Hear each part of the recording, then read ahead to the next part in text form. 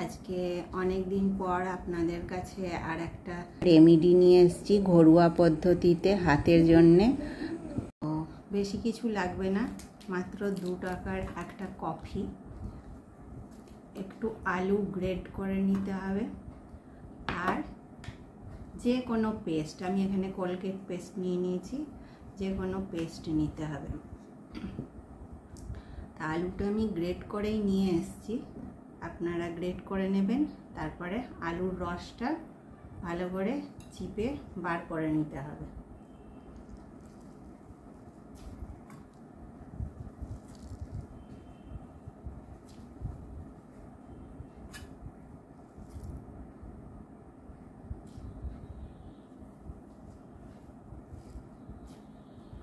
আলুর রসটা চিপে বার করে নিয়েছি আমি। এবারে এই আলুর রসটা আমি 2 ভাগে ভাগ করে নেব। কিছুটা রস আমি এর মধ্যে রাখলাম আলু, আর কিছুটা রস আমি এর মধ্যে রেখে দিলাম।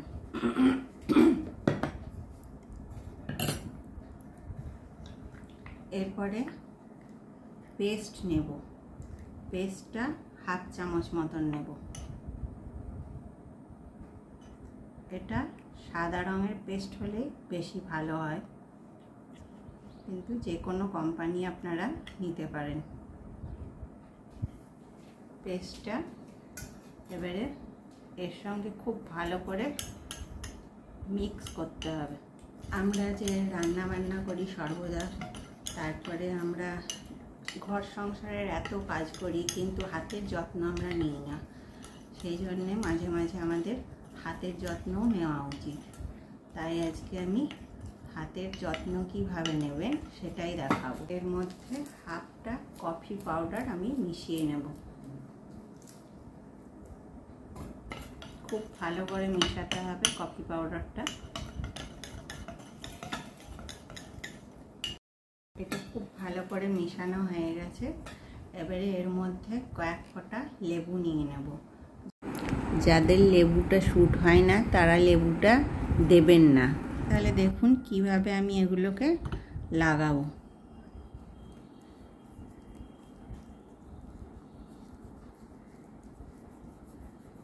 ভালো করে ঘষে ঘষে লাগাতে হবে।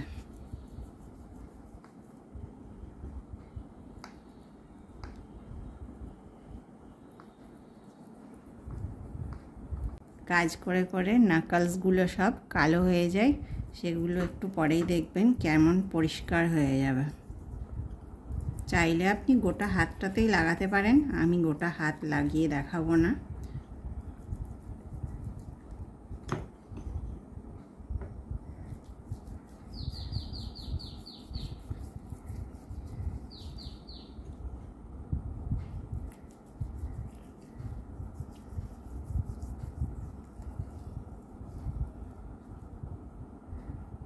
এবারে এটা কিছুক্ষণ শুকাতে হবে, 5-10 মিনিট।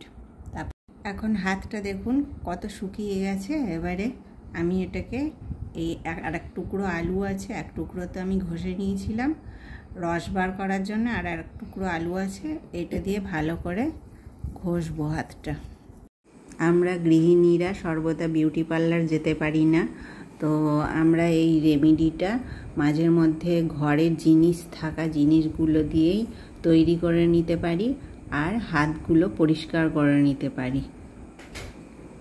তাহলে আমি এবারে হাতটা ধুয়ে চলে এসেছি, দেখুন কত সুন্দর হয়ে গেছে, একেবারে পরিষ্কার।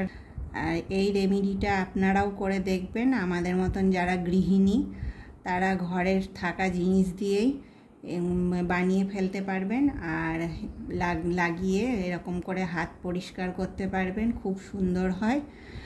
আমার এই রেমেডিটা আপনারা করে অবশ্যই জানাবেন আমাকে।